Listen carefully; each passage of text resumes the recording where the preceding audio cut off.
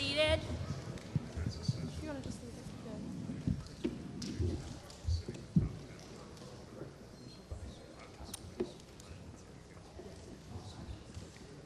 I am Marcia Marins. I'm member of the League of Women Voters of Chautauqua County and former president of the League of Women Voters of New York State and a former member of the National Board. We are pleased to present our Meet the Candidates tonight. Our role is to let the candidates talk as directly to the people as possible. We will not cross-examine them or fact-check. We let the candidates challenge each other on the facts.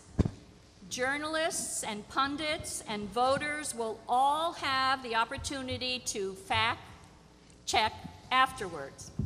It's a debate.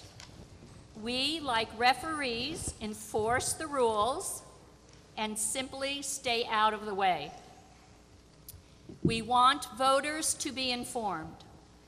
This debate gives them a means of forming a first-hand judgment of the candidates and also serves the candidates because it gives them an opportunity to present their views.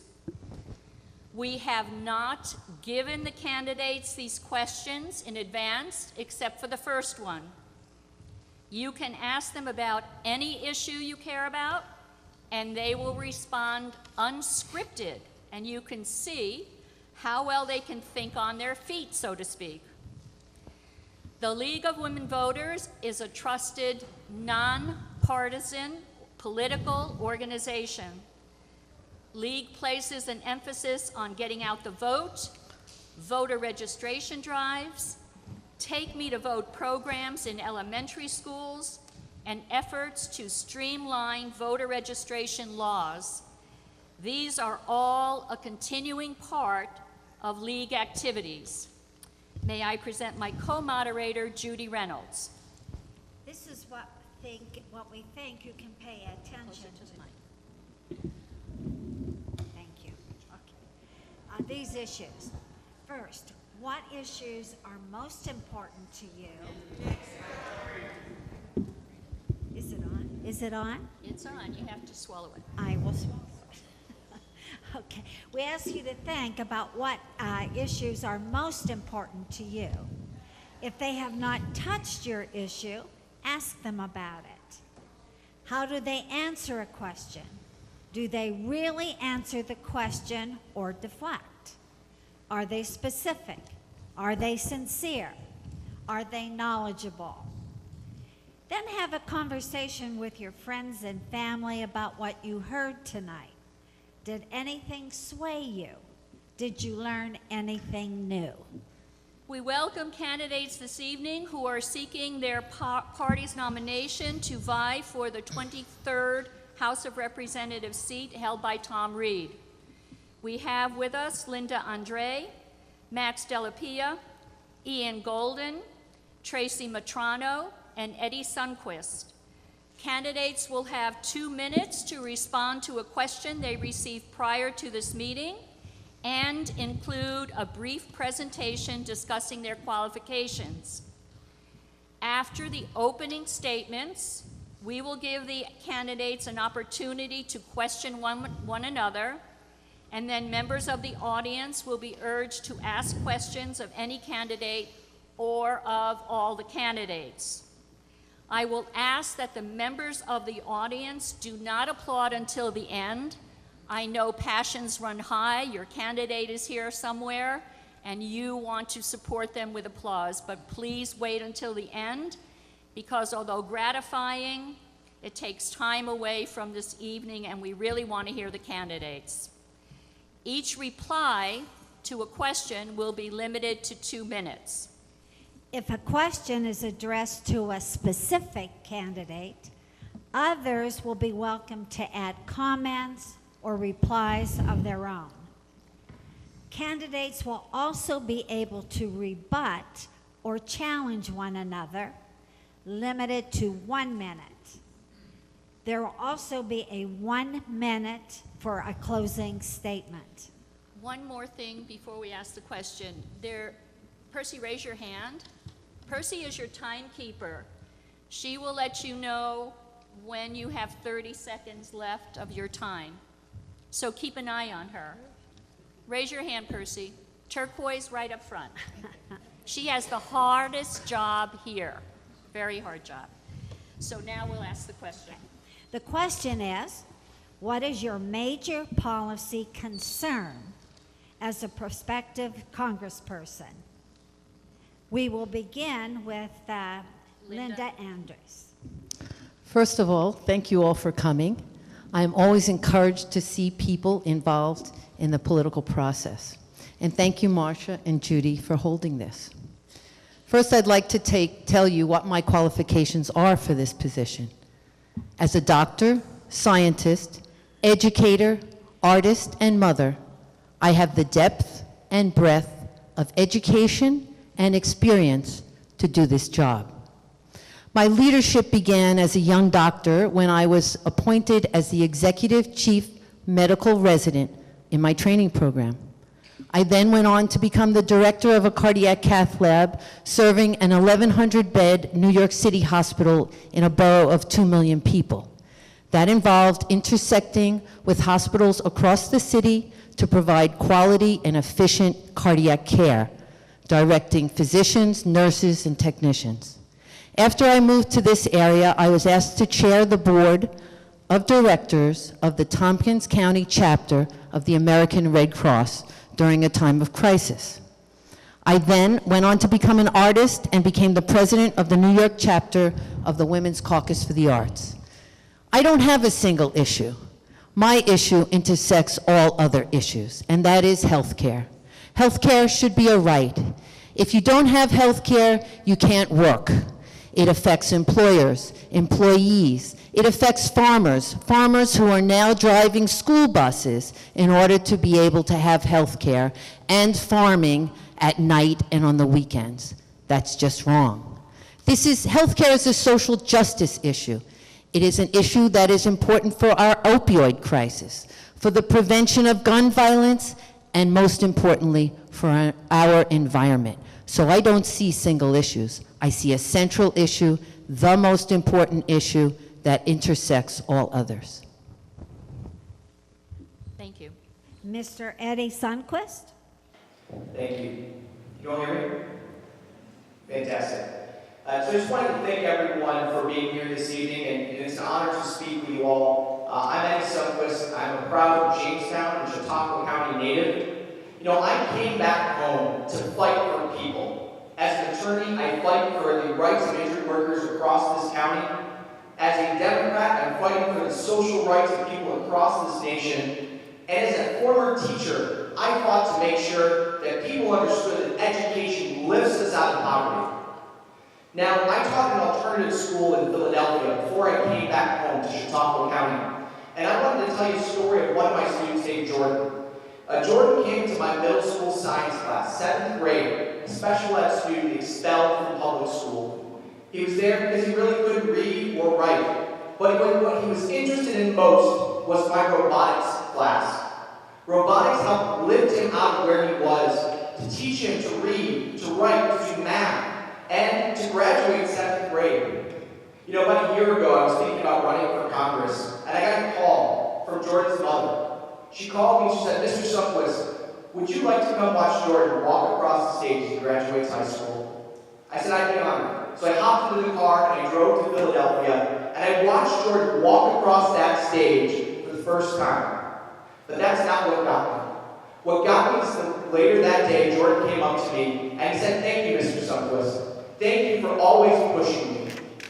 I'm proud to say that Jordan actually went off to Penn State and is pursuing his degree in engineering. But you know what? Jordan had a lifeline that most people do not. He had support networks.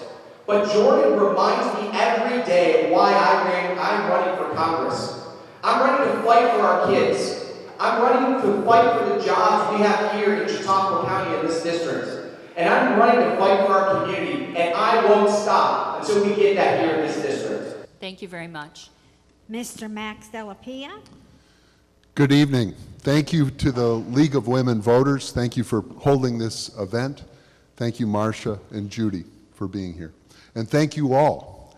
because it's you that have the most important decision that the Democratic Party has to make in this election, and that is who will confront and defeat Tom Reed. We're all here for the same purpose, and I guarantee you that everyone up here would be a better choice. The reason I am running is I took an oath when I was 17 to support and defend the Constitution of the United States against all enemies, foreign and domestic, and special interests are a domestic threat to the Constitution. It affects every policy, every law that's written in Washington today. And I can give you examples ranging from Medicare, Affordable Care Act, education, all those things that the Koch brothers want to change. They want to undermine Medicare, Medicaid, anything that looks like health care, Social Security, and they want to reduce taxes for the very wealthy and the corporations and to support fossil fuels. All those things are not going to help this nation become the nation it can be. We have worked for 40 years to put together protections of our water, our health, and our air, and we absolutely need to protect them and the legacy that we're going to give our children and our grandchildren. I have a broad background, both in the military as a leader, as an officer, and a pilot, Air Force Academy grad. I've had responsibilities for over 1,260 airmen and women, $93 million budget, and 14 C-130 airplanes. But I've also been a litigator, a defense attorney. I've owned my own practice, and I've worked for Lockheed Martin in business development. And I'm the only one that has congressional experience on this dais. Thank you. Thank you very much. Mr. Ian Golden? Thank you to all of you for being here this evening and to all the candidates for another round on the stage. It's an honor to be, again, sharing the stage with all of you. And collectively in the audience, we really need to bring new energy and change to this office. So the question was, what makes us qualified and what is our greatest issue? In terms of qualifications, so I'm a small business owner, a husband, and a father from Tompkins County. I grew up and was raised in rural Pennsylvania surrounded by Amish farms, not unlike many parts of our district. Following college, I worked as an occupational therapist, and that allowed me to really see a topic like healthcare from the vantage point of a practitioner. I went into small business, and that's allowed me to also see just how hard it is to open the doors and keep the doors open as a small business owner, and that it's not getting any easier. And a topic like healthcare, well, that's not getting any easier to afford either. Being surrounded by Amish farms growing up, that hits home to me as well. So as I go around and I've talked to farmers, you know, they're having a really hard time, which is wrapped into that issue of the economy as well.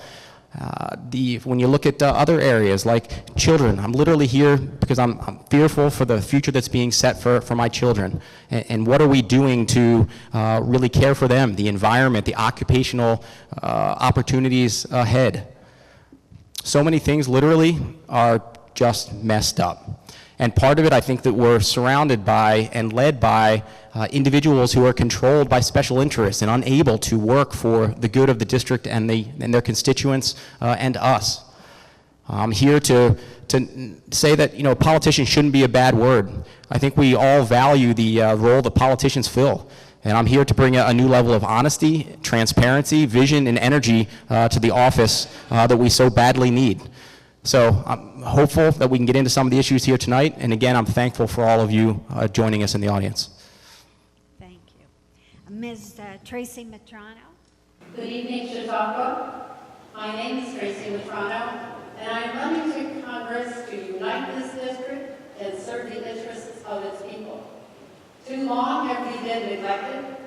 Too far have we been led down a path of resentment and division. Hunger at any level is unacceptable for a society that has food. Medical care is unavailable because of cost. World-class education unattainable because it is unaffordable. The internet, a utility that has fundamentally altered global commerce and communications, is out of reach for farmers, small business, teachers, and the students who need it. I am running to right these wrongs, to pull the east and the western part of this district together and bring fairness and opportunity to this district. I am a daughter of this district.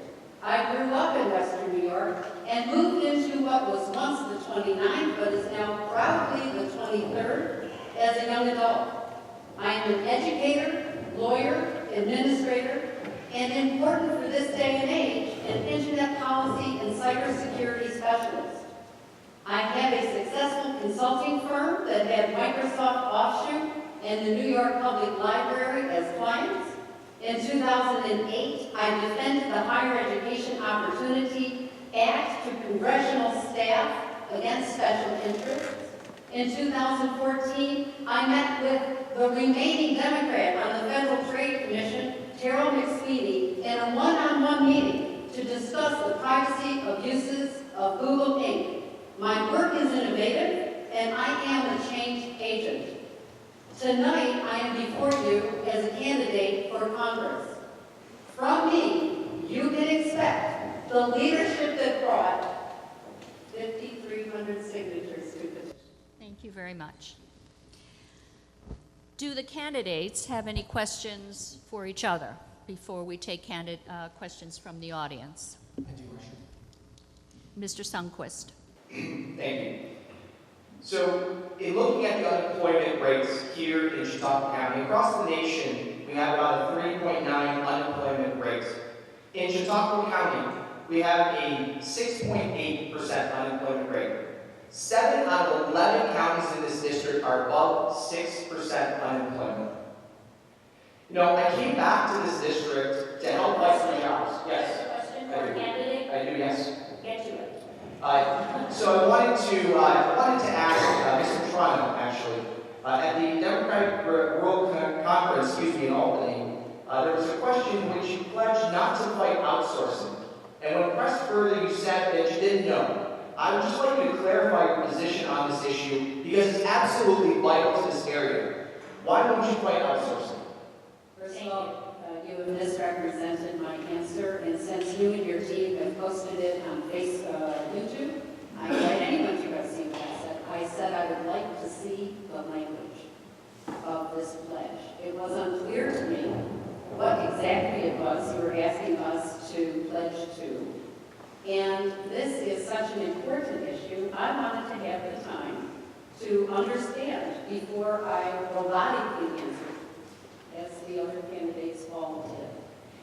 First of all, a pledge to outlaw outsourcing in the 23rd district might be unconstitutional.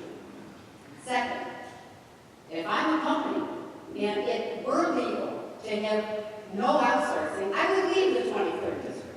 We're looking to have jobs at Sundquist. We need health care, we need education, we need infrastructure, we need all of this done through the lens of environmental conservation. That's how you attract capital. That's when you reform labor law in order to expand unions through new definitions of organizing and collective bargaining, and you reform immigration law. That's how you get economic development. I have a follow-up question. Pardon me? I have a follow-up question to that. Certainly. So, Tracy, you often say that you want to attract capital. Could you please elaborate what you mean by that? Absolutely. I spent the last 15 years working in information technology. I have frequently talked to people in the Lyme area that now consumes happily so many jobs for people around this entire country. And when I have asked the CEOs or other IT professionals around the country, why don't you come to the 23rd district? We have the Napa of the East. We've got some of the most beautiful land and countryside in the entire country. We have the best resource possible, water. And we have inexpensive land by comparison to what you're paying for in an urban area of New York, Boston, San Francisco, or Silicon Valley. And you know what their answer is, Linda? They don't have the internet in the 23rd district. So when you talk about capital, I'm still confused by what you mean by capital. Are you talking about private industries coming in and creating jobs, or are you it's really not clear. I understand you have a... The 21st century, Linda, are in information technology, they are in machine learning, they are in 3D printing. Yes, I know what the jobs are, Tracy. So if we want to configure manufacturing in a 21st century mode, we need to lay the groundwork, helping people, educated people, the infrastructure, proper conservation of the resources. Then we can start to attract the kind of jobs that will bring opportunity back to the 23rd district. Thank you. Anybody else have a question?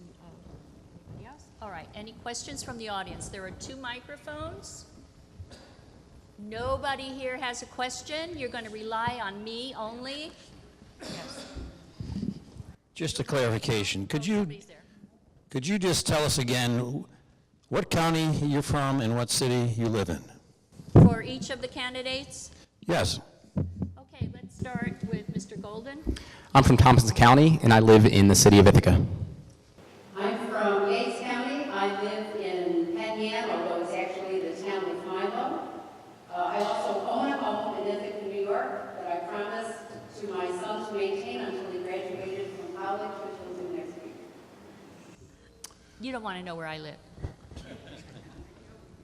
I live in Owego, Tioga County. I live in Tompkins, the city of Ithaca, and when I was practicing medicine, I was on call in Chemung in Elmira. I live in Chautauqua County in the city of Jamestown, where I grew up. Thank you. And is there a rebuttal or a kind of point of clarification there? Pardon me? Is there opportunities then for rebuttals here in terms of the format, or? Rebuttals to what? Can then candidates go back and forth, or do we answer once and then move on to the next question? There was a section where you can ask a candidate, you can ask questions of each other. Okay. And there were nobody that went forward, and we took a question from the audience. You can ask a question if you want to at this point, but we need to hear from them too. So just to clarify, I know you're looking at me, right? Because we've talked about this before.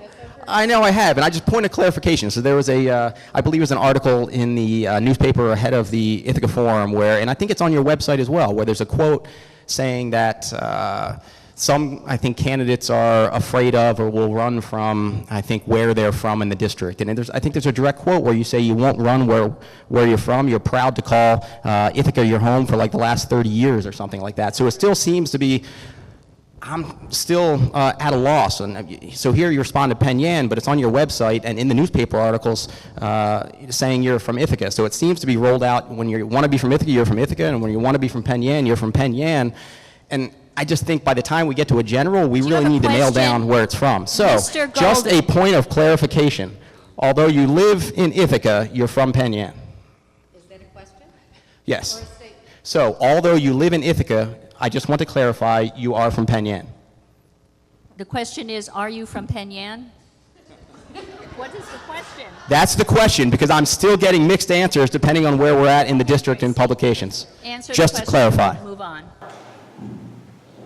In 2003, I bought a home in Penn Yan that I have rented out largely since in order to pay the taxes on it and to refurbish it in preparation for moving there in my retirement.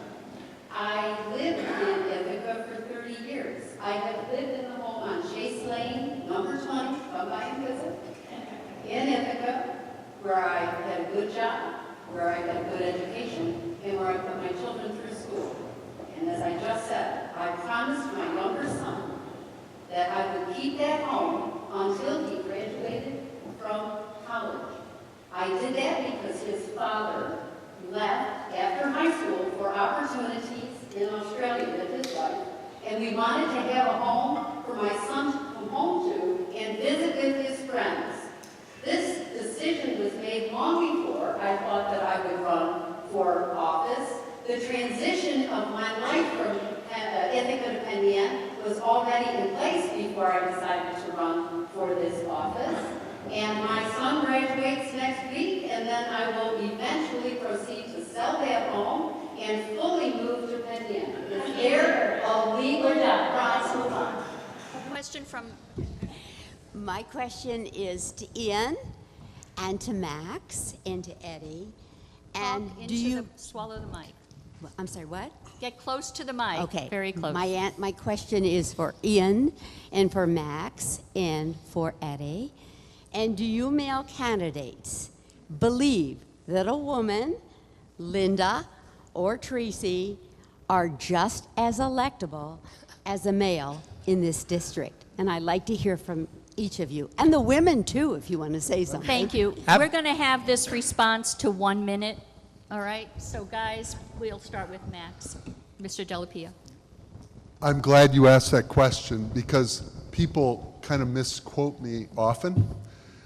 Let me tell you this. This is not a question of sex. This is a question of background and experience, leadership, and I feel that if there were a woman that had the exact same experience, I think she would have an advantage in this election. But it is not to be, because there's no one here that has the same experience, and it's not apples to apples. It's apples to oranges. But it's not about sex. It's about experience, and that's what I have. And I'm a public servant, not a politician. So. Thank you. Mr. Sundquist. Thank you for that question. I think the only issue that I have is that it's already been shown that whether you're a male or a female, you can already be on the ballot and run for the 23rd Congressional District. So I'm excited to see all of these candidates here, including myself, because we've already shown that we are breaking through barriers and that the traditional candidate just doesn't work in this district. So we're excited to run. Mr. Golden.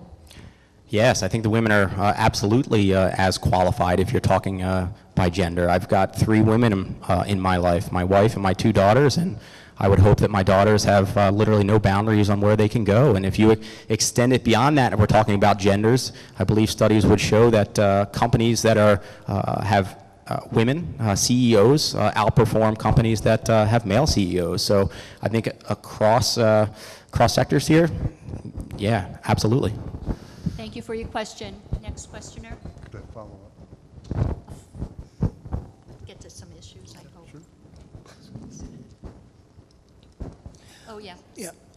My question is for everybody in the audience that's heard about this Buffalo Billion money and it's part of Western New York. Well, I've talked to Tom Reed about this when he's been sitting up there right where you are, and he has never given me an answer. What's the question? The question is, does this Buffalo Billion that everybody talks about up there in Buffalo and when Cuomo, is it part of what they say it's Western New York? Now, is it some of that money, will it ever come down in this district, in this area? Thank you very much. Thank you. Who would like to start? Yeah, I think it speaks to a couple realities, unfortunate realities for a lot of our communities. Many of our communities have lost huge economic opportunities that once defined our communities and economic sectors. We often had manufacturing bases that would literally undergird our economies. And it's whether through automation, whether through offshoring, just evolution, we've lost a lot of those opportunities. And so I think what we're now seeing is some of them are reliant on projects from tax incentives to direct funding coming from whether it be Albany or DC to revitalize some of our economies. The city of Dunkirk, hope that with the Athenex project, if it eventually goes in and creates upwards of 950 or over 1,000 jobs, I mean, that's absolutely needed by Dunkirk. So I know it's not from the Buffalo Billions proper, but I think it's from a similar mechanism. It would be great if those funding streams weren't clouded in wrongdoings or corruption, but I think the reality is that our communities have unfortunately needed them as of late. Thank you very much. Anybody else? Sure. The Buffalo Billion, I think you're referring to is allocation with Governor Cuomo sure in the area. Is that correct? Thank you. And I'm delighted for Buffalo. I used to live there in the late 1989 to 91. I was teaching at the university. I love the city, and I'm so glad that it is coming back. With respect to this district, from a federal level, We need healthcare reform, we need education reform, 0% interest on student loans, vocational trade and certification training, and we need the infrastructure, and we need conservation. This is what you're not getting from Tom Reed. And this is what must come from the federal, and then let's ask Cuomo to help the 23rd district, just as he has helped Buffalo. And we'll start to see opportunity come to our home homes. Thank you. Marcia, may I also respond? Sure.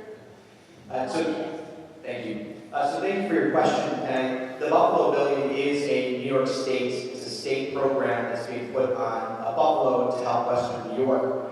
I agree with my colleagues in the fact that there is so much work that needs to be done on the federal level. What we have is we have a representative who created a tax scam and said, oh, that's like the Buffalo Billion, right? And what we ended up seeing from that is we saw places like Dresser Rand and Wellsville close its doors and lay off 250 people. As the only candidate here that actually put forth a jobs plan that says that we need to bring in money, including $40 billion for infrastructure in terms of broadband, and also change the way we tax our corporations so that we can bring jobs back to this area. That's what we need to do, and we haven't seen a representative with a plan in the past 7 years. So that's what we need going forward. I'd like Thank to you. respond to that. Sure. So when we talk about bringing money into this district, there are actually two plans. One is the infrastructure plan from our president and the Republicans, and that is to bring in $1.5 trillion from what is private industry. That's why I asked the question of Tracy about capital.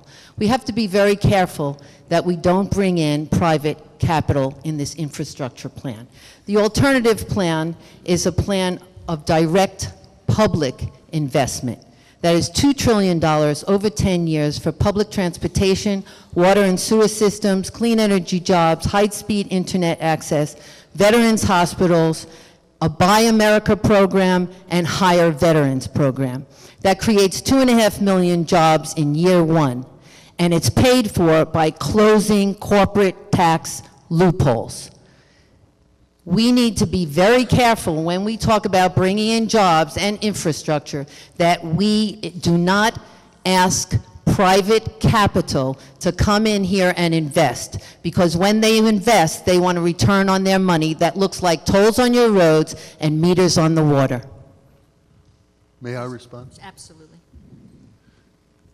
In response to what you're talking about, Buffalo Billions, I'm not sure, I know that it's state money, and Governor Cuomo has announced many projects. He did it at the Democratic Rural Conference, where he talked about the Comedy Center, the National Comedy Center in Jamestown. He talked about the Ithaca Airport. He talked about Elmira Airport.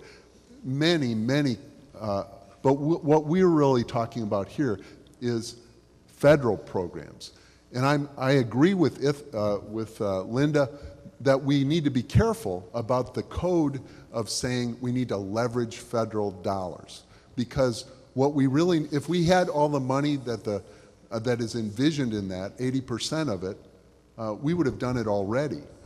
But we need to have the $2 to $4 trillion worth of investment on infrastructure, because we have a crumbling infrastructure ranging from sewage systems, water systems, airports, transportation systems, clean energy, and also broadband internet. All those things need to come to this district, and we need to pay for them with federal spending, and I think the very wealthy should pay their fair share to pay for those things, like in the Eisenhower administration, where they built the interstate transportation network. And we also need to think about the fact that for every $1 billion we spend, not to give the upper 1% in corporations tax benefits, but if we spend it on infrastructure, we get a present value of 25 to 30,000 good jobs paid for and done by people in this district. And then the spin-off for the economic opportunity that's developed by those projects. And in addition, we have a future value, which is infrastructure that's 21st century and we can move forward as a country. Thank you. Thank you. Thank you very much. 1 minute. Linda, are you running as a communist? I don't understand. Well, no, hey, I am serious. You're saying not, you don't want to attract private capital to this district? I don't understand that. You need to have investment, I understand, in all of the areas, and I've been advocating that longer than any other candidate. But I don't understand your question about, or your comment about not attracting private capital. Could you please clarify? Perhaps you're running from a different kind of political economy perspective. Okay, I'm going to clarify that.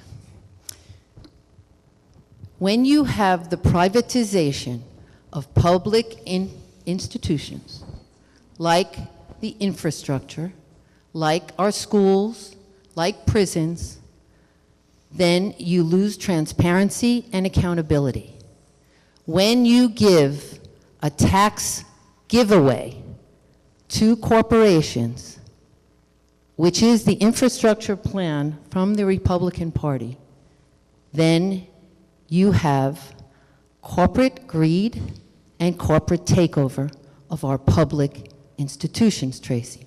So when I say capital, I'm talking about having private companies invest. We need to control it as the public.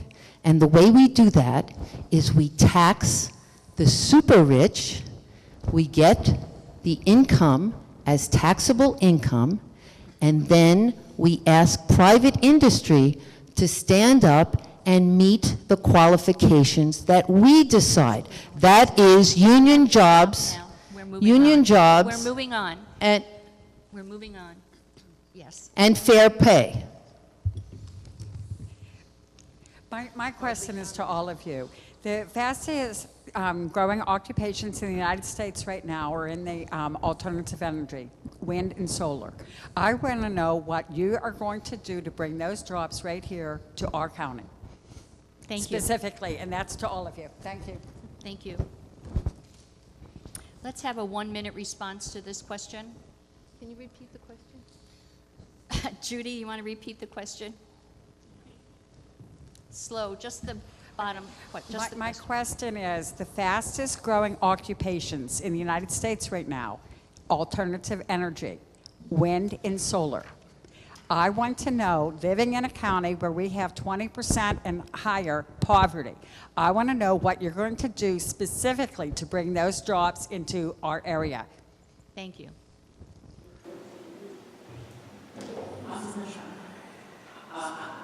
I am a proponent of the All Fossil Fuels Act, and in general, what that act proposes is that we lower all of the incentives in the tax structure to fossil fuel companies, and we begin to raise the tax incentives for renewable energies. And this is a great example of a kind of industry that could in fact come here if all of the other foundations that we've already mentioned were in place. Thank you. Mr. Del Pio? In Tompkins County, in probably the last 2 years, there have been 250 clean energy jobs that have been established, and we could actually duplicate that across the district. One of the things that's happened recently, however, is the executive branch decided pretty much unilaterally that there would be a tariff on those photovoltaic cells. And ironically, those cells and the difference between what it will cost now to get those photovoltaic cells will actually remove the margin that allows those 250 jobs to be actually viable. So this is one of the problems we have with this president. It's not a coherent plan, and he doesn't think through things with second and third and fourth order consequences in mind. And we need to do not harm, but good. Thank you. Thank you. Mr. Golden? So I think a lot of these issues across the board, I'm really a candidate. This isn't really just theory or something we espouse to, but something where I've walked. So what am I going to do personally? A couple years ago, my wife and I, with a little savings we had, invested in the Black Oak Wind Farm, which is a small municipal wind farm that didn't get off the ground.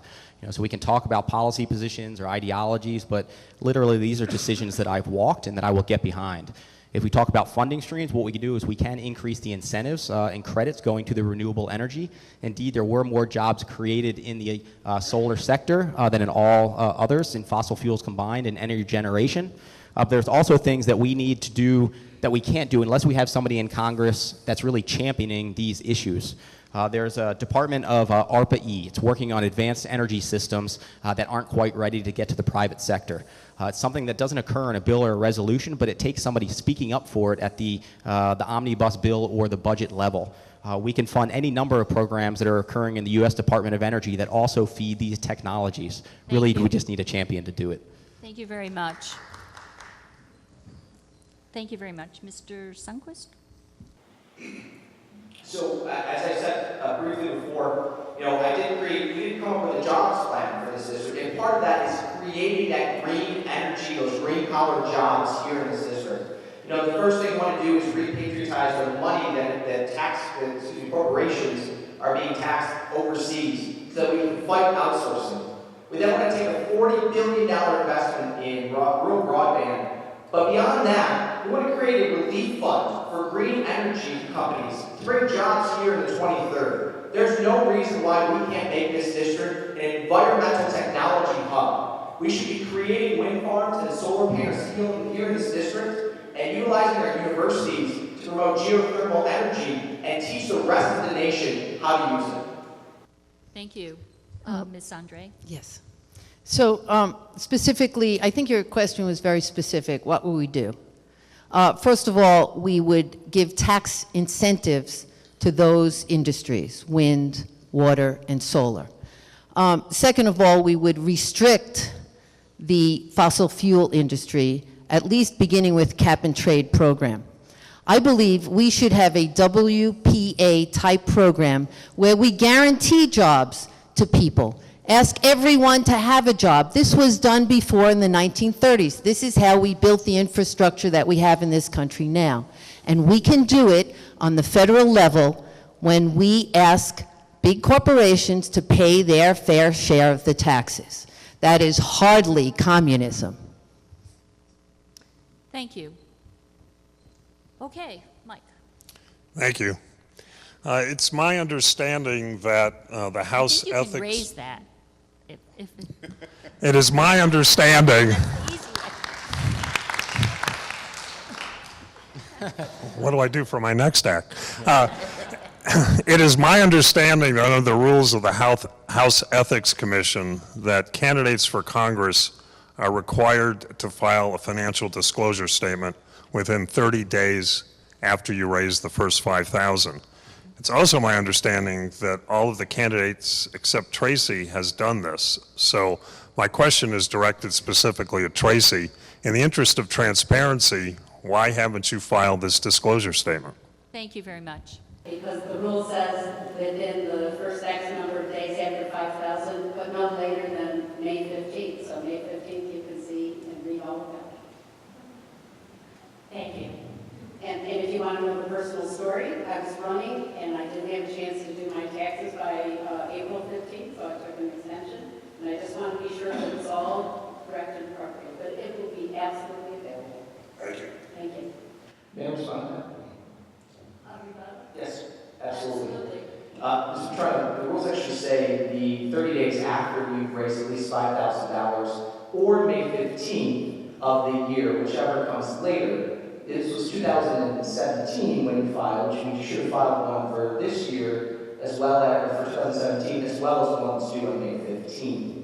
So I think that's incorrect. I mean, we should really be talking about transparency. We have a representative who barely provides us any transparency into his finances. And it's just shocking to me that every other candidate has done so except for you. I read the rule differently. Take it to court, Eddie, if you feel as if I violated something. I have nothing to hide. I'm very happy to reveal it when I can be sure that it's all dotted I's and crossed T's. We're we're going to move on because that's not an issue for the U.S. House of Representatives. One of you is. Actually, I'm sorry, I would disagree. I think that is an issue. Transparency, we're looking to bring to public office, so I would, object to the moderator's comment there. Not directed at Tracy, more to the comment. It was a matter of debate in her interpretation, and we're not going to resolve that here, so we're moving forward. Yes.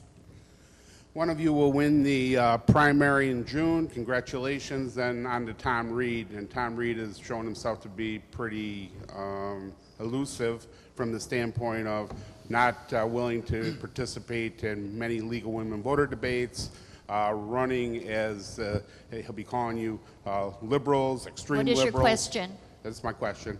He'll be calling you extreme liberals. He'll be calling you, he's already sent out a mailing showing all of you being extreme liberals and DC John, and what will you do to be able to stand up to Tom Reed and have a serious debate on the issues that affect Chautauqua County?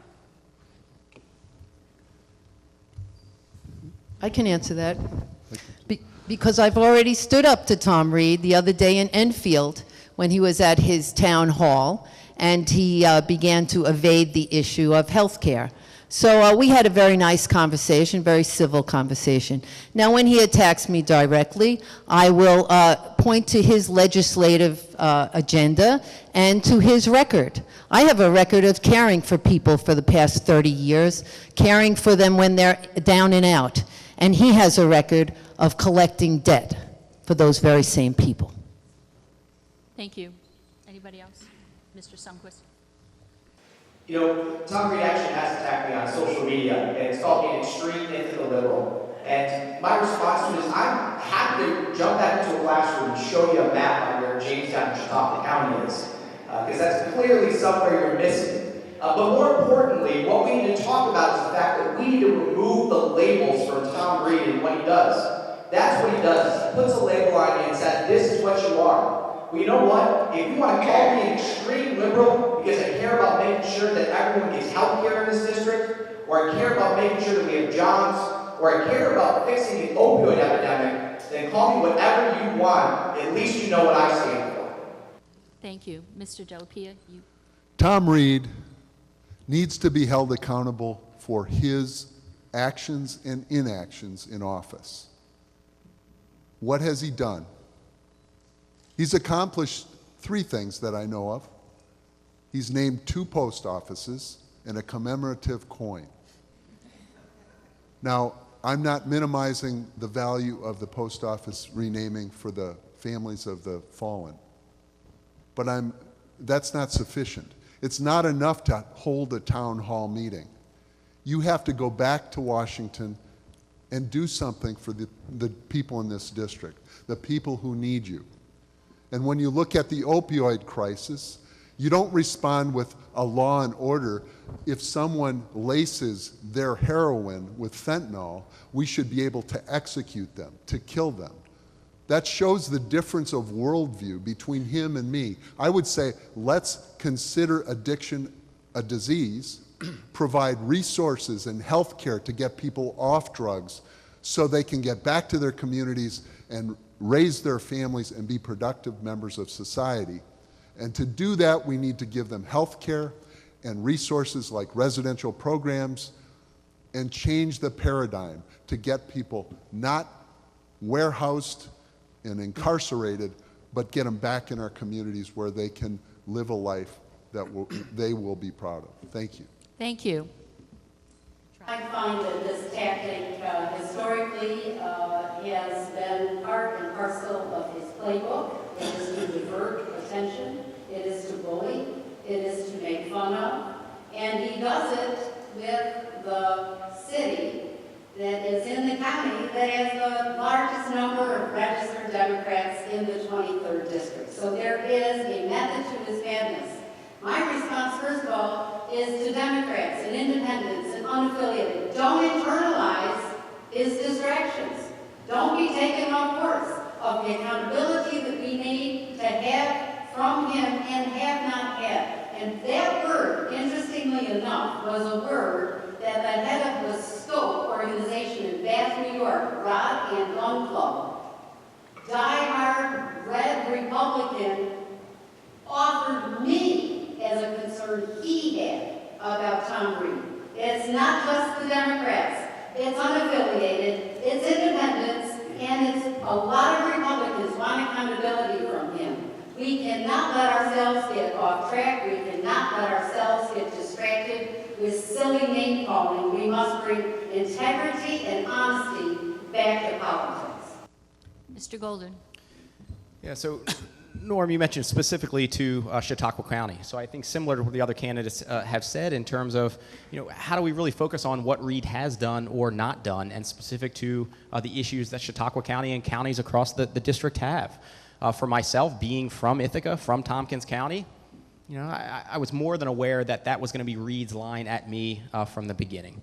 The individuals within Tompkins, almost buying into the narrative. If we could give anything to the Republican Party to Reed, it would be to effectively cut off one of our biggest voting bases in the entire district in the narrative that somebody from that county can't win. So what do I say to him? I look at a place like Chautauqua County that's lost its manufacturing and its jobs. All right, tell me what you're going to do about it. For me, I have been on the ground. I have been creating jobs. So let's actually talk about that. If we want to talk about healthcare, that's top of a lot of people's concerns, and very validly so.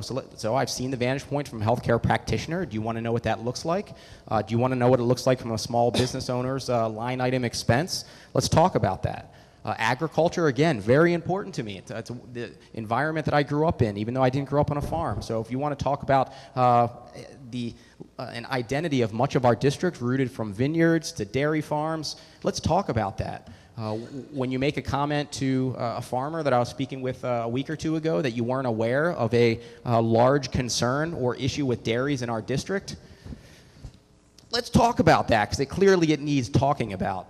And then we collectively, how do we take that on, and how do we talk about the framing? I think Democrats largely have been framed out of the discussion of what it means to speak up on behalf of our communities, what it means to be patriotic.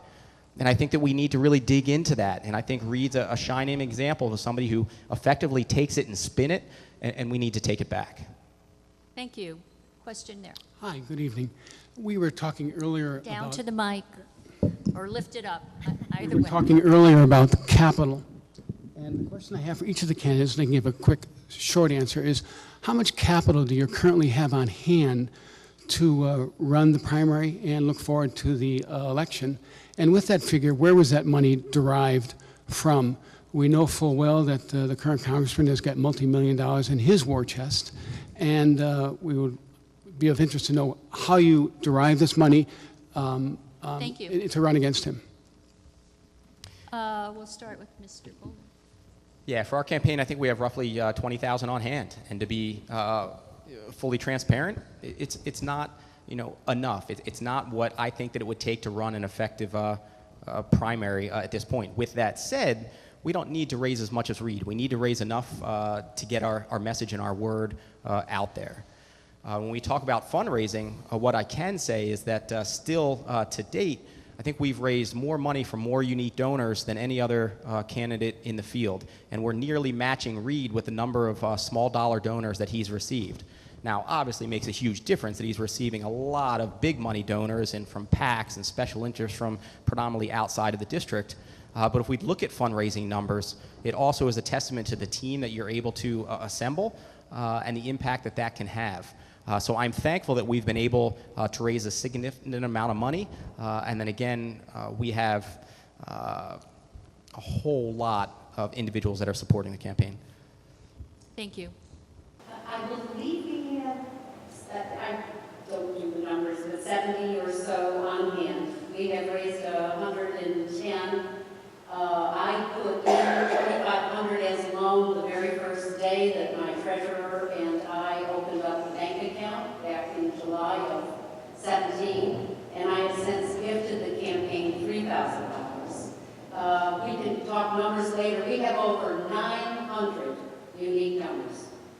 No corporate. These are all people from around the district and around the country who are concerned about turning this Congress blue and who recognize that Reed is a Trump before Trump kind of incumbent, And we are already receiving help from around this country to turn the vote out in the 23rd district and get Reed out of office. Mr. Della. I haven't done the numbers with respect to Reed recently, but the last time I did, he had over a million, I think it was 1.2 million. Of that, 88% was raised outside of the state.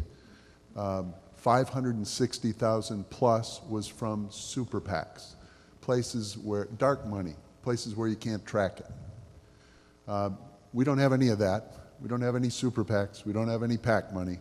I've loaned my candidacy $25,000, and I believe at the end of the last quarter, we had 7,000 more on hand than anyone except Linda. The places where I've gotten my donations has been from people I haven't talked to for 43 years. And they're Republican, they're Democrat, they're independents, they're libertarians. But they say, Max, you have integrity, you're doing it for the right reason. You're a classmate and I believe in you. That's my class of 75 at the Air Force Academy. My people, the people that I went to law school with, I hadn't talked to many of them since 1984, and they felt the same way. It's generally people that don't necessarily have, a lot of them don't have direct ties here, but they believe in this nation, and I honor them for doing that. I had one guy who said, I'm a Republican, and he said, but I support you because you're doing it for the right reasons. You have integrity and you're smart and you'll do a great job as a congressional member. So I also have people that I call every day that are traditional Democratic supporters, but they're not big donors. They average less than $200, I believe. Thank you. Ms. Andrei? So I started my campaign in the end of November, and the 10 days before Christmas, I raised almost $38,000. And that came from what we call low-hanging fruit. That is family, friends, acquaintances, people that I've known over the years, both as a physician and as an artist. Subsequently, I have over 400 small donors from upstate New York. That includes Western New York, the Finger Lakes area. I have people in,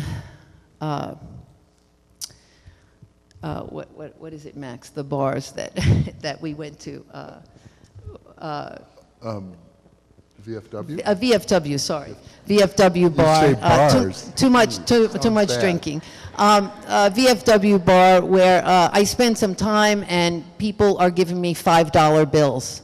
I have donations of $500 from Republicans. I think this is a critical time. And because this is such an important election, and because before I ask anyone else for money, I feel like I have to make the commitment, I put in over $100,000 of my hard-earned savings. And that's my money that I put on the table because I believe in this district. On hand, I now have about $180,000 to $190,000 to spend for the rest of this primary. Mr. Sundquist? Wherever this bar is, we're going to have to go visit. Yeah, a lot of $5 bills. You want a $5 bill? Our veterans are very generous, that's for sure. So I wanted to address that. I think that's a great question. You know, I've been proud to be the one candidate here that's actually been in the race the longest, just under a year, and been fundraising a little bit over $100,000 since then. We have about $15,000 cash on hand. That's fairly low, only because, you know what, I've had staff since day one, and I've paid them a livable wage. And the one thing they haven't asked me yet is to unionize, and I feel like that's coming soon. But I'm proud to do that. I'm proud to say not only am I the youngest candidate, but we've kept pace with what the other candidates do here that have significantly more connections and many more years of being a lot of wealthy donors, right? We're running a bit different campaign. Now, we want to let you know that, hey, we need to remove dark money from this. That's the biggest thing. Because we see, as Max had mentioned, a representative that constantly takes money, and we wonder how and why he votes. Well, one thing he will always tell you is, I don't know where I'm getting that money. Well, how about this? We've got a representative that cares about dinner parties in D.C. more than his own constituents, and that's not okay. Thank you. Mike. I just would like to briefly, before I ask my question, thank you all on stage for making this happen tonight. It means a lot to folks like me. Thank you. Thank you. Slow As of down late, and get closer to the mic. better? Well, we just want to be able Okay. to... So my question relates to recently the Seneca Nation has been dealing with a lot of rather unfortunate impacts due to the result of hydraulic fracking. I'd just like to ask all the candidates, as opposed to the lack of leadership we've seen from Congressman Reed on this issue, what would you specifically propose when you end up in Washington? Take this first, because again, speaking to walking the walk and not just talking about it, I believe I was the only candidate on the ground in Coudersport. 1 minute. Limiting this to 1 minute. Okay. Okay. On the ground in Coudersport, standing with those of the Seneca Nation and civic groups defend the Ohio. Very serious concern that was threatening to deposit an untested filtering process of hydraulic fracturing waste into the headwaters of the Allegheny, which would then flow to serve literally millions as a drinking water supply. So I think it speaks to the various serious nature and side effects of the wastes associated with hydraulic fracturing. And so I think that we do need to move, as we've referenced earlier, and maybe it'll come up, to a renewable-based economy where we don't have, where we can really limit the waste and not be in that similar situation. And beyond that, again, we need to really be on the ground and connecting with those individuals and the communities that's being hit. Thank you. Mr. Della. I think anytime someone tells me that they want to put in unspecified chemicals into my ground, in where our groundwater is, it should put up red flags for everyone. But it doesn't do that for Tom Reed. He's fully supportive of fracking, and he would stand to benefit by it. As long as people tell us that it's proprietary, it should put up red flags and we should not support it. But there's another thing, in addition to what Ian said about the process and what the byproducts are and how it can affect our rivers, there's also the aspect of the methane gas leakage. And they consider about 20% of these wells actually leak. And methane is about 100 times worse for the heating of our atmosphere, and it's highly damaging to our climate. Thank you. Mr. Sundquist. You know, Ian, thank you for standing with the Seneca Nation. I also met with the Seneca Nation about this issue because it is so vitally important. It is part of our district. You know, and I've said from the beginning that I am very much against fracking and pipelines. There is no place for that here in New York 23rd. I'll tell you just a quick story. I was on the phone the other day with a gentleman from New York City. It represents a lot of labor unions and different companies and a potential donor. And he asked me, what do you think about fracking? And I said, I'm totally against it. Science has shown time and time again it is wreaking havoc on our environment. And the one thing he said was, you know, I was going to write you a big check, but now that I know that you don't care about, that you think fracking is bad, and that you don't want to provide jobs for people with fracking, then I can't write it for you. I told him, you know what? I'm sorry, but I'm going to keep that stance. I grew up here. I know how important our natural waterways are, how our environment is, and if we have fracking, there's no way we're going to get that back. And we have a representative that cares more about taking that money from the oil and gas industry than he does about people here. Ms. Andrei. I agree with my colleagues, but I think we should go further. This area has been the recipient of many toxic dumps. We need to address those toxic dumps. And as far as the Seneca Nation is concerned, the nuclear fuel reprocessing plant that is still leaking strontium must be addressed, and there needs to be a big infusion of dollars to address that and the other toxic dumps around this district. I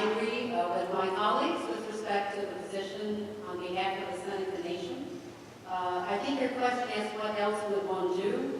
I believe that we need to change who is in the presidency, and we need to get responsible integrity back into the EPA. And once we do, we should get fracking under the EPA. It's been sneakily devolved to the states with legislation that was passed in the 90s.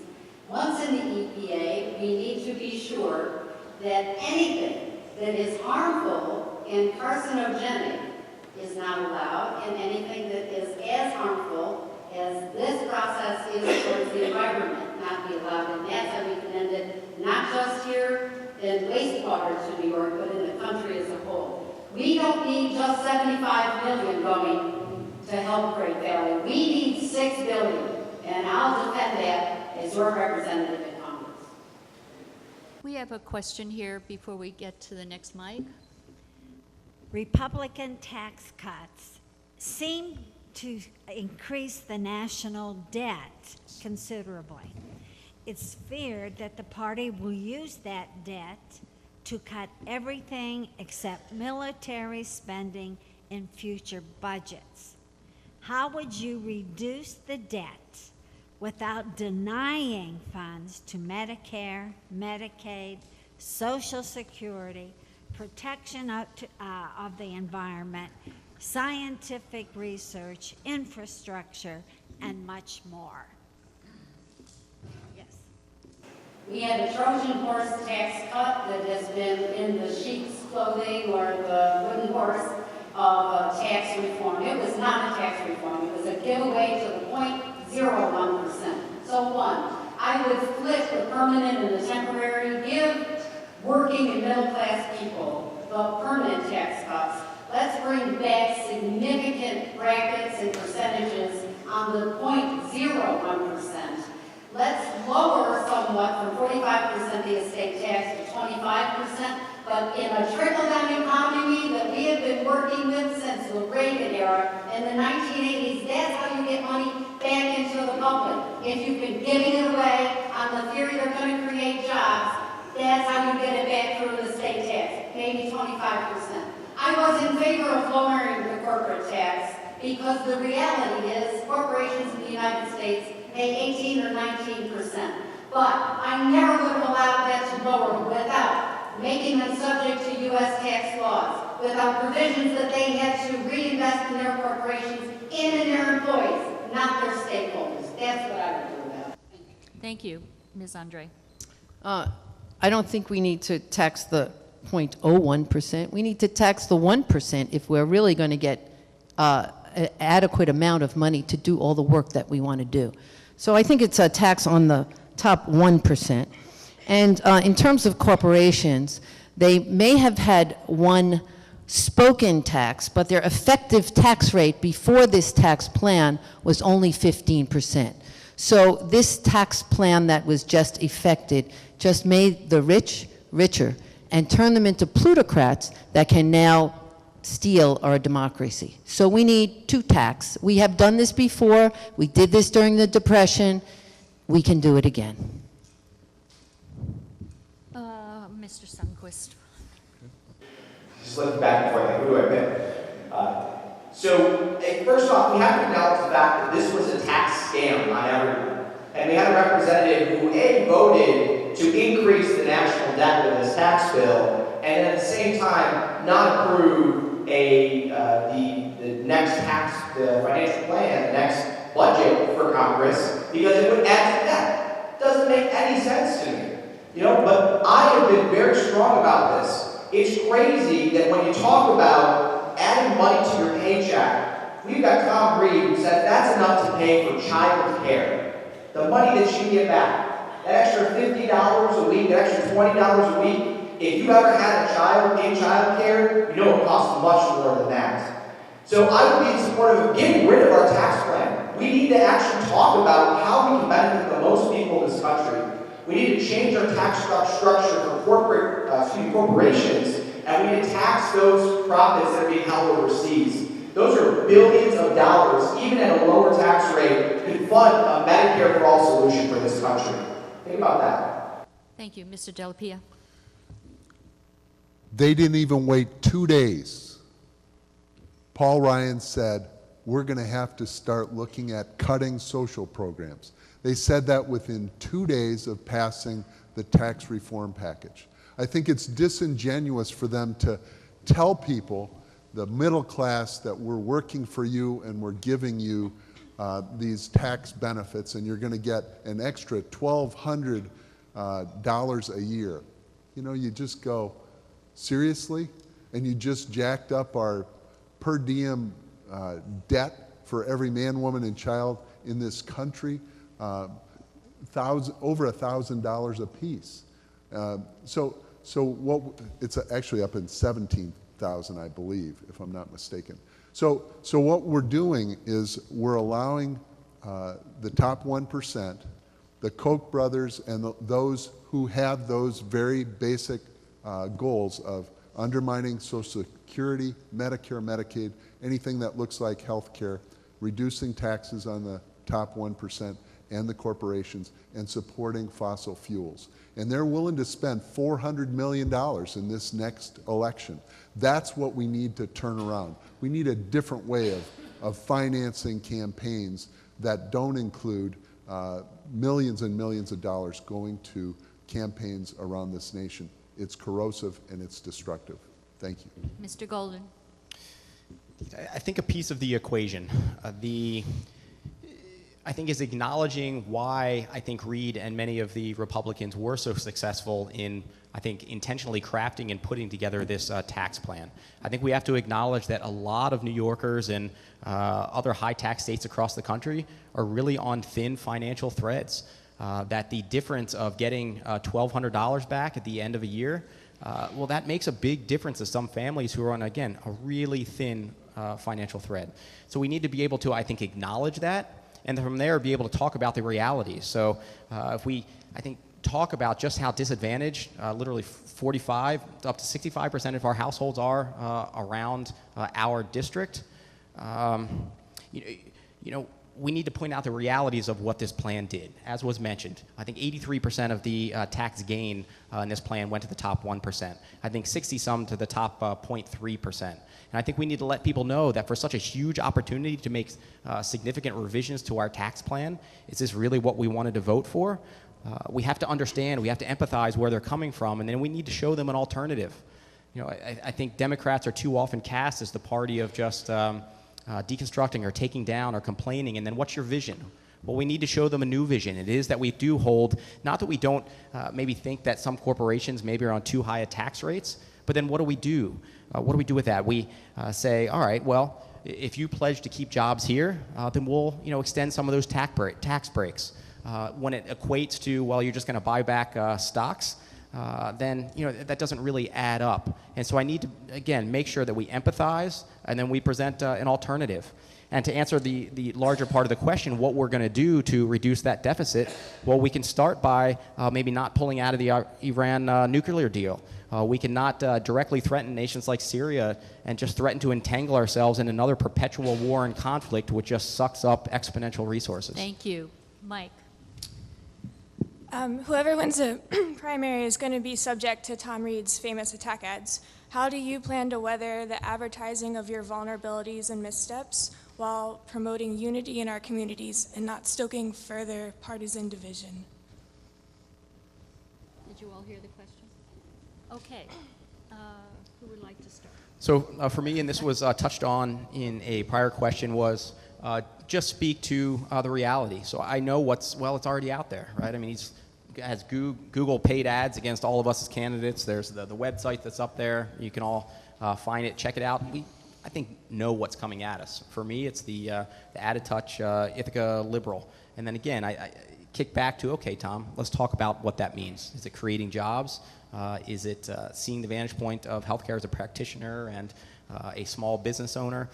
Is it seeing the state of our farms? Is it worrying about the environment and the economy and the future of my kids? Let's talk about those realities, and I'll go toe-to-toe with you whenever you like. Linda, Andrei? So Tom Reid's attack ads don't really scare me. I don't really feel any pressure from him. I'll tell you what pressure is. Pressure is when a 55-year-old man comes into the emergency room with a heart attack.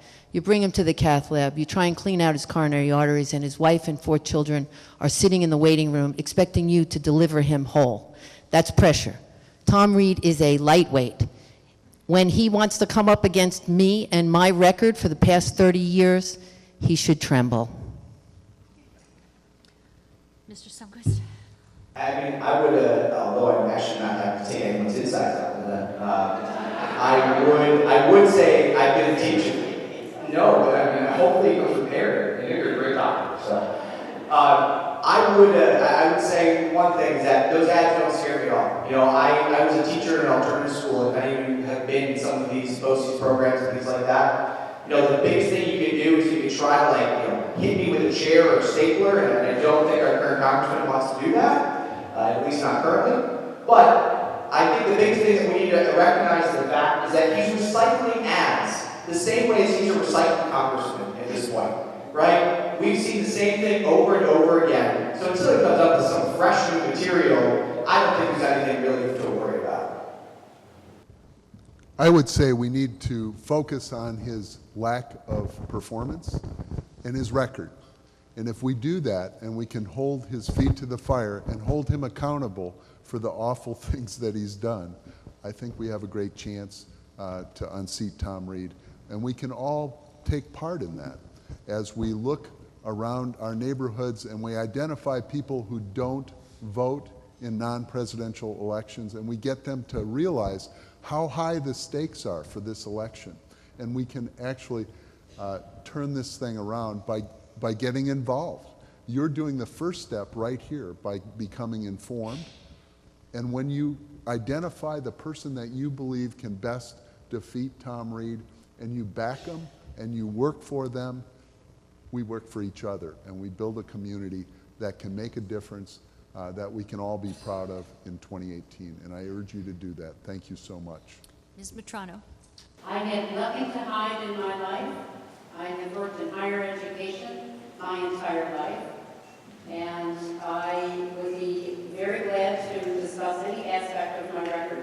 It is a record of service. I have helped young people for 35 years go into professions, jobs, and many of them were struggling people. The issue of student debt, for example, I did not need to run for Congress to identify it. I have been watching access to higher education shrink over the last decade or so as the bankers have gotten their greedy hands into the Higher Education Act and keep getting 6, 7, 8, 9% interest rates. I have always been for education because that is the greatest way of upward mobility, and it is the crown jewel of American society, all the way through from an undergraduate to our great research institutions.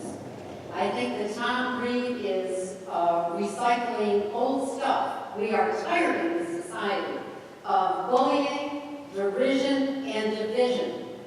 I think many people now know it is not helping us. And I had a farmer with whom I think others on the panel here have also spoken. He was as Republican and red as you get, but he said to me, I voted for Trump and I voted for Reed, but now I know they don't care about people like me. That's what we want to understand better, listen to their stories. This man told me he made $13 last month as a dairy farmer. And what are they doing with that farm bill to help people like him? Nothing. Taking away SNAP, putting money into citrus rather than into the 23rd district for dairy in this country. These are the issues that need attention. That's what we're going to talk about. Thank you. I think I got everybody, yeah. My question is for Tracy. We know that the Working Families Party has endorsed Cynthia Nixon in the gubernatorial race. So my question to you is, as the Working Families Party endorsed candidate, do you stand behind that, or do you stand behind our current governor? I have been so busy with this race that I have not had time to contemplate for whom I would vote for governor. Thank you. Tracy, I just have a quick question. As I understand it, we have all pledged to support the candidate who wins the primary. And when she brought up the Working Families Party, and you are the endorsed candidate, if you do not win the primary, will you step away from that and not be on the ballot? I will cross that bridge when I come to it. I am absolutely laser focused right now on this race. And when I get there, if it is time then to move towards a single candidate, I'm going to ask you to wait and see what I do. Well, I think that is totally inconsistent with supporting the primary. I ask you to wait to see what I do, Mr. Della, at which point you can decide whether that is consistent with my pledge. We're done with my question. Yes. I promise the next question is policy-oriented. So I'm a recent graduate of Fredonia State University and taking up a local job, but I don't feel satisfied with my education, so I kind of want to reach the next level. I want to go for a master's degree. And I was just wondering, with the rising cost of education, and especially in the master's area in public and private schools, what would you do to lower costs for students in the New York 23rd? I'd like to take that. So, okay, great. Thank you so much. Being actually one of the youngest candidates here, I actually am fairly recently graduated, right? I'm several years out of undergrad, a graduate degree, and then a law degree.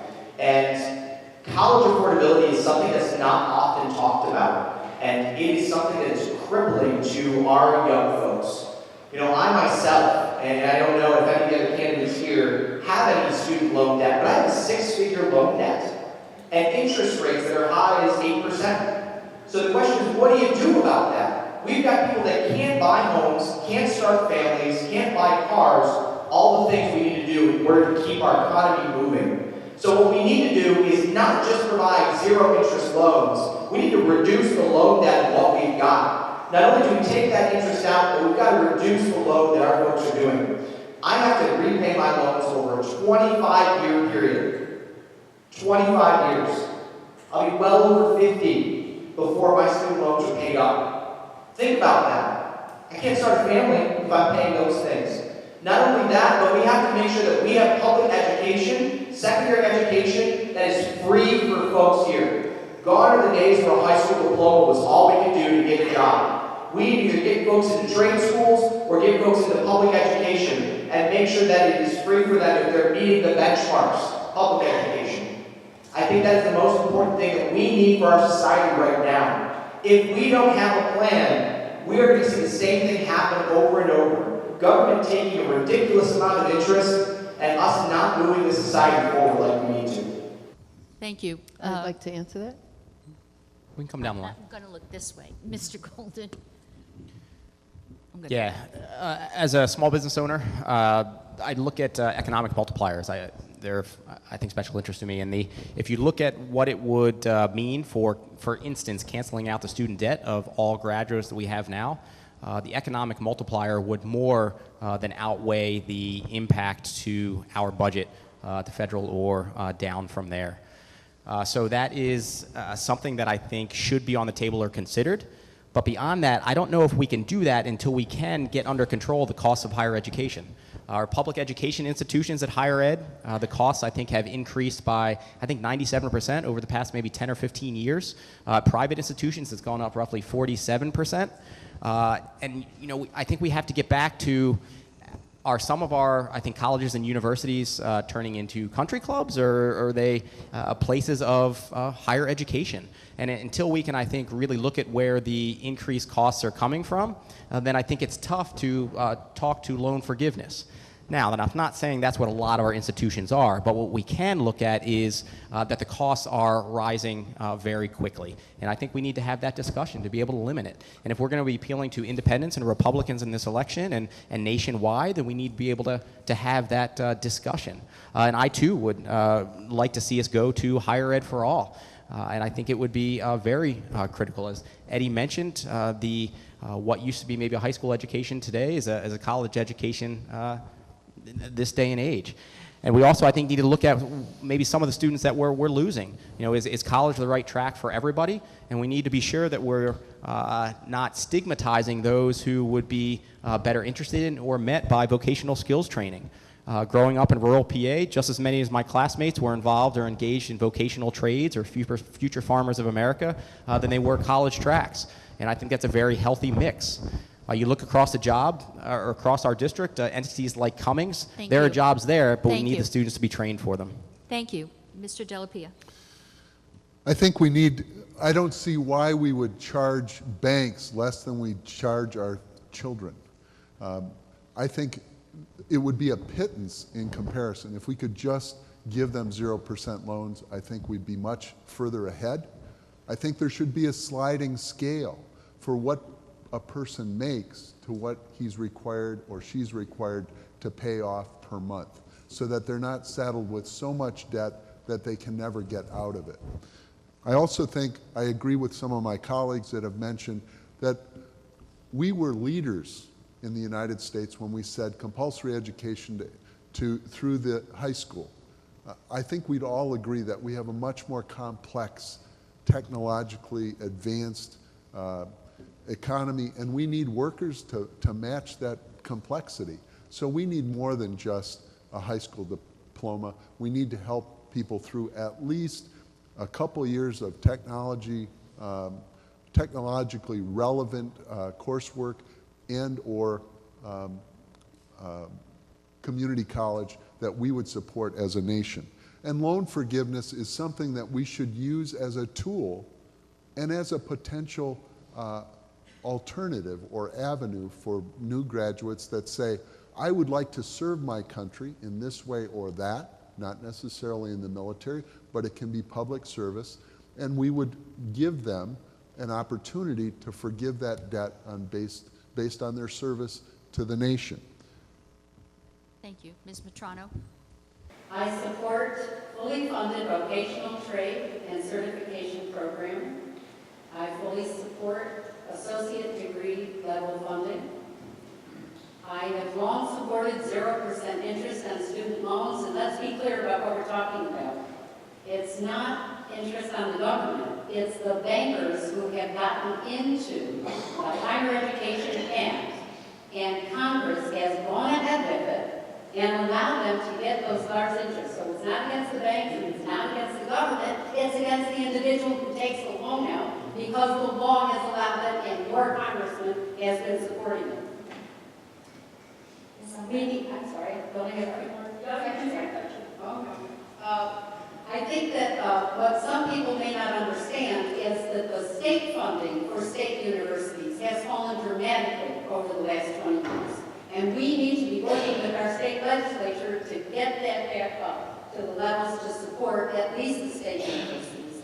And I also believe in loan forgiveness, and here is a thought, that we would take a formula of what it would have cost the individual to go to a state university if they went to a private one, and we would forgive that much and the interest. And if they went to a private institution, they would still be responsible for the remainder of it, minus the interest. Thank you. So, in answer to the young man's question, I went to a tuition-free university. It was a city university, and that allowed me to then go on to medical school, where my loan burden was 4%.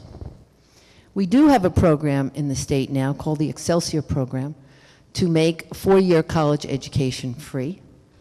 There is an Education Act that Bernie Sanders and Elizabeth Warren are backing, and that would be a free four-year university education, public university education.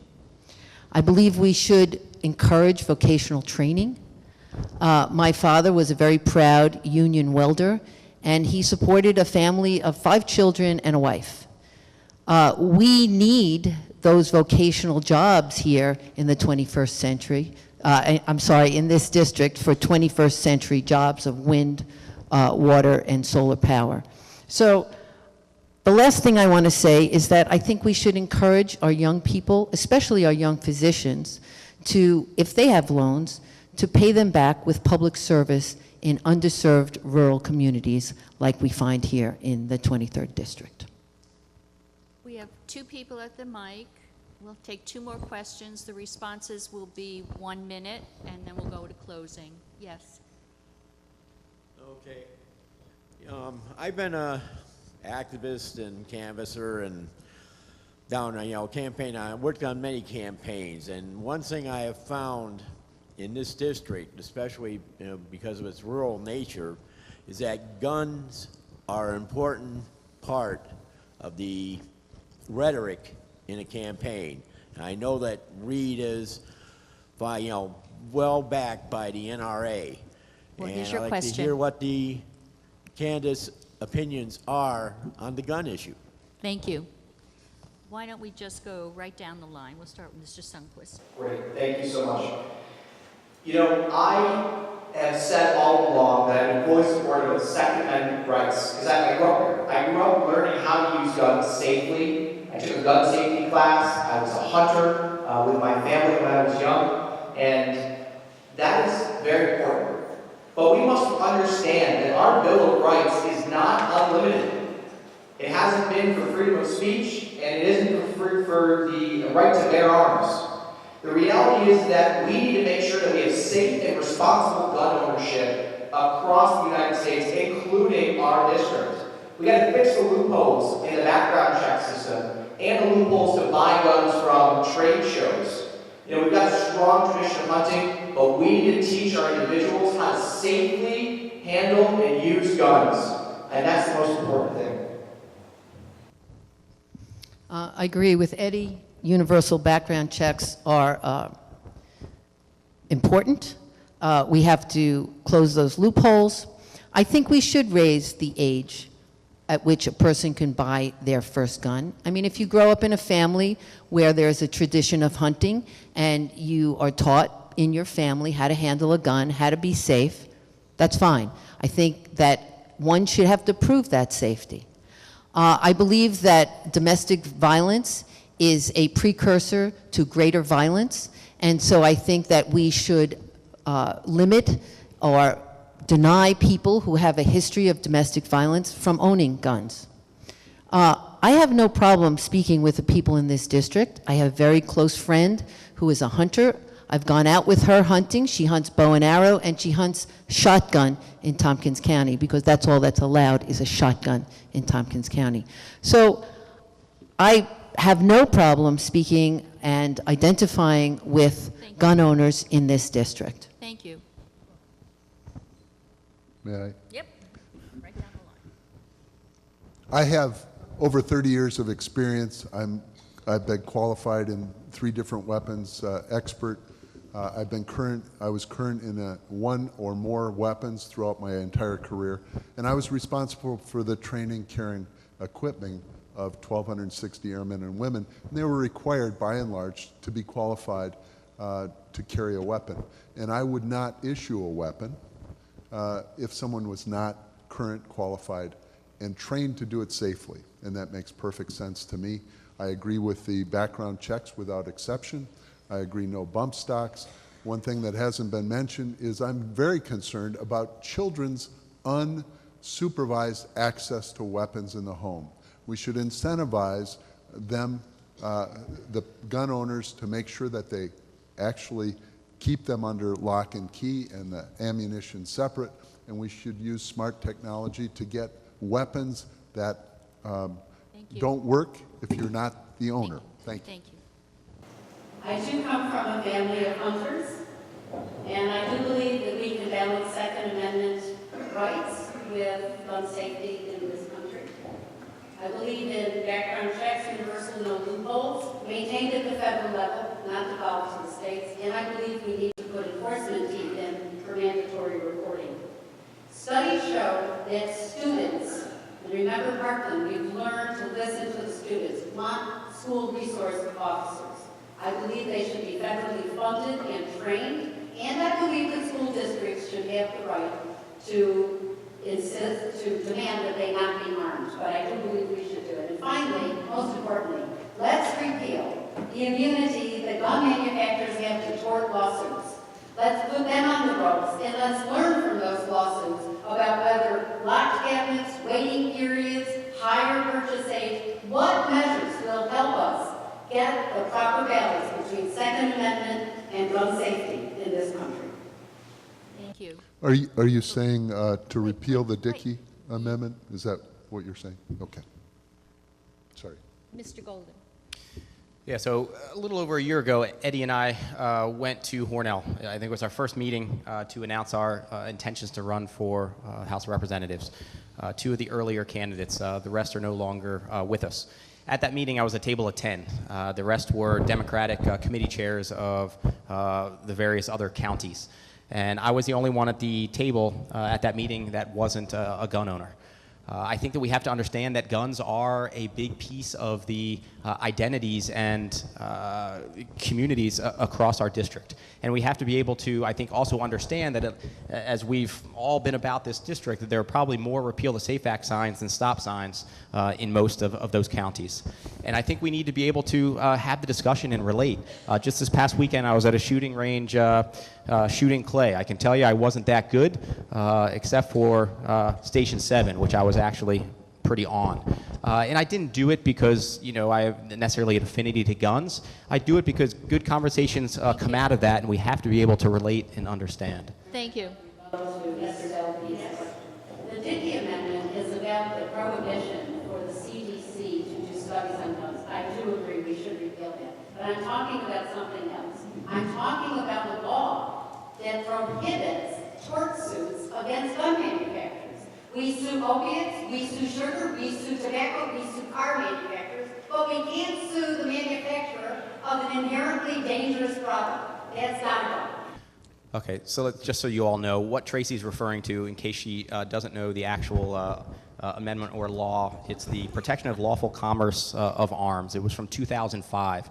And what you also have to know is that there were 6 exceptions to that amendment which do allow people to bring lawsuits, again, gun manufacturers. They include if the product has a manufacturing defect, if they can be found to be negligent and selling arms to either individuals or shop owners that then sell in a criminal way. And so I believe what you're referring to is just to be able to enforce with more teeth that, or have at it. I am for the repeal of that law. No law with exceptions. I am for the repeal of that law so that gun manufacturers stand in the same legal place that pharmaceutical companies, car manufacturers, tobacco stand. That is subject to tort litigation in this country. That is how we get reform in this country. And that is how we're going to figure out what we really need to do with respect to balancing Second Amendment and gun safety in this. Thank you. I think we should move on to our last question. I wanted to ask the candidates' thoughts on immigration reform. We'll start from this end. Immigration reform. One of the first meetings that I had after announcing to run for this position was with a vineyard owner, 7th generation in Yates County. Their top concern was immigration reform. The farms, the dairy side or the vineyard side, long struggling to find the workers that they need. I think time and time again they'll tell you that they've really tried to hire local, and they just can't find the labor. And if they do find them, they can't keep them on long enough to make an impact. And so what they've across the board said is that what we really need is a guest worker program. And so I think that that's something that I'd love to work on with them. I think we also need to look at the balancing of fair and free trade. We look internationally at the gutting of communities, and we have to look at some of the reasons why individuals are coming to this country. And that is for the jobs that have been lost on that end. And so I think that immigration reform is needed. I think individuals need a pathway to citizenship, but we also need to ensure that our borders are secure at the same time. I believe in comprehensive immigration reform. That would include dreamer. That would include families who have been here for a generation and been in good standing, also a pathway to citizenship. I believe we should have visas for the temporary seasonal workers as well as for the migrant workers who come and work on our dairy farms. And, you know, the cows don't go to sleep in the fall and wake up in the spring. They are needed all year long. administration brought and the Republican Party rebuffed had other sections of lottery systems and so forth. Those are things I think we can compromise on. But I've just given you my list of what I believe is essential for appropriate immigration reform. I agree with the fact that we need comprehensive immigration reform. I think the DACA children they're not even children anymore, a lot of them. They are Americans in every sense of the word except the paperwork. We promised them a route to citizenship, and I think we owe that to them. And I don't think it is necessarily a gift to them. It'll be a gift to us. Secondly, I would say that the migrant workers that are needed for our vineyards and our farms, particularly our dairy farms, like Tracy mentioned, it's a 12-month-a-year requirement, and there are many Central and South American people that were willing to come and stay for a period of years, and I think we should encourage that. Another point is 40% of one of the, I'll leave it there, I'm sorry. That's okay, you'll finish. I think that, you'll finish it at the end. Finish it at the end, okay, sorry. Thanks. I think that we have to recognize, first and foremost, that we are a nation of immigrants, and that is what makes America great. Our diversity, all the different things different peoples have to add. We must be fair to the dreamers.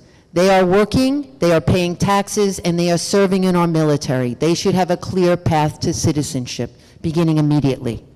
We need to have guest workers program, and we need to look at refugees, and we need to, when we accept refugees into this country, at that point of entry, have a plan for them. We cannot be considered a fair and just country if we accept refugees and 20 years later decide that they have to leave. Mr. Sundquist. So immigration policy in this country is really a plan to build a wall, right? We're talking about creating a wall to keep people out instead of what our farmers really need, which is to bring migrant workers in. That's comprehensive immigration reform. It's creating those temporary work visas for our migrant workers on our farms. We have a representative who's basically agreeing with the president and saying, let's build a wall, and that's our immigration plan. When he's not listening to dairy farmers, he's not listening to the grape farmers here in this area. He's not listening to the people that have been begging him to have immigration reform so that we can get workers here, so that we can keep what we have and feed the nation. But more importantly, let's talk about the dreamers who are in our district, despite what Tom Reed often tells us. They're people that have come here through no fault of their own, that are now being deported to countries that they have probably never lived in their entire lives, except for being born there. That is simply unacceptable. The dreamers are our doctors, our attorneys, and our teachers. We need to protect them. We will now allow 1 minute for a concluding statement. We will begin with Ms. Andrei. Because this is the way we're doing it. Thank you. This minute begins now. Okay, so we've talked about a lot of things this evening. We've talked about healthcare, jobs, the environment, guns. We've talked about our district and all the plans we'd like to enforce or enact. So how are we going to do that? I believe that we have to raise taxes, that dirty little word, raise taxes, but raise them on the 1% who have already benefited from our publicly educated students, who have benefited from our publicly built roads and all the other public institutions we have. I have been consistent, unafraid, unapologetic when I speak about progress and progressive values. That means fairness and caring. That means asking government to do what it's supposed to do, and that is to protect us from outside forces and protect us from inside forces, the greed, the fear. We need to keep Social Security, Medicare, and free universities. Thank you. That empowers us to Mr. reach our Sundquist. dreams. Thank you, Mr. Sundquist. You know, if anyone has turned on the TV recently, you notice that our Congress is dysfunctional, and I really hope it's not a shock to all of you. The reality is that it is time for a new generation of leadership in Congress. Gone are the days when our congressmen and women could go, argue a point, compromise, and still have a beer with each other at the end of the day. That time is gone. But what we have now is we've become more partisan than ever. What we need is transparency, accountability, and responsiveness to our government. And that's one of the things that I propose, creating a new leaders caucus. You've seen people run across this nation representing communities that we've never seen before. And those folks need a new voice. They need a voice in Congress. That's why I propose creating term limits on our House leadership. We've got a society that moves faster than ever, and a Congress that's moving slower than ever. And we need to make sure that we have fresh voices to make real change. Mr. Della. We've talked a lot about what we'd like to do if we get your vote, we get your trust. I want to tell you that I don't want to become a traditional politician. I am here to be a public servant. That's what I've done my whole life, and that's what I want to do for you.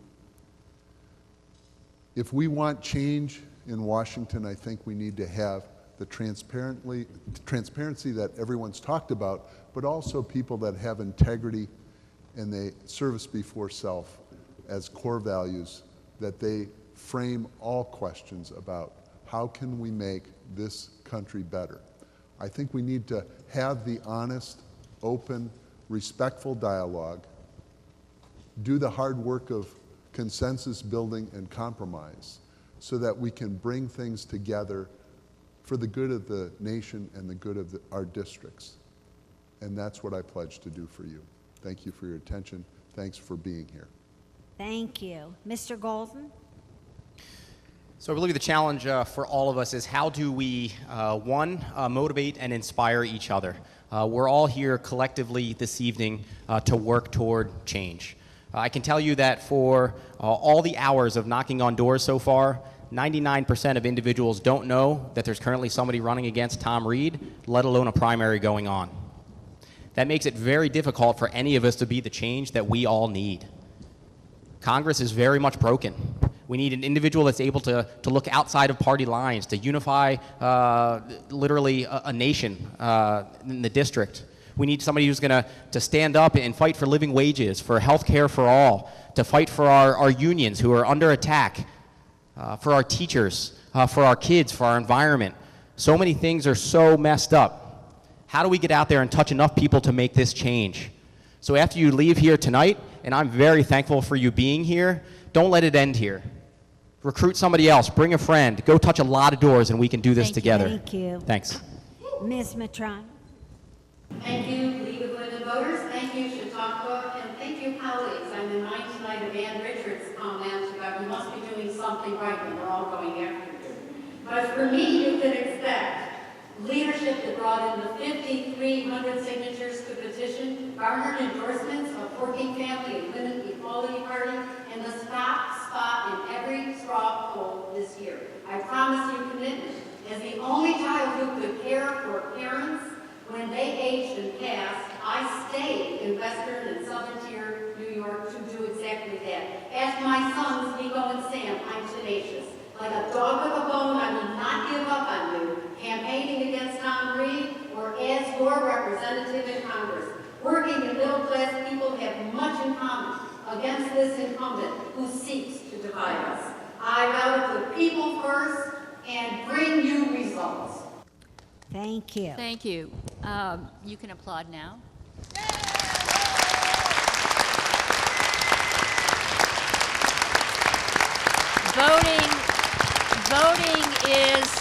Voting is an essential step in the process of democracy. In exercising our choice for elective office, we affirm our faith in this process. And we urge you to take the next step and vote and demonstrate that democracy is alive and well in Chautauqua County and New York State. I want to thank the candidates for a terrific debate. I want to thank Dr. Mindere Amaron for organizing this debate tonight. I want to thank Percy Branatz, who, poor thing, has to do the timing. But thank you so much, Percy. Chautauqua Lake School, Daniel Northrup, and Megan Curley, who were helping as well. If you are a Democrat, please remember to vote in the primary, which is June 26th. The polls are open from 12 to 9 p.m. And this will be rebroadcast during the week of May 19th. But I don't know when. You'll have to check it. So thank you all for being here and making it a wonderful debate. Thank you.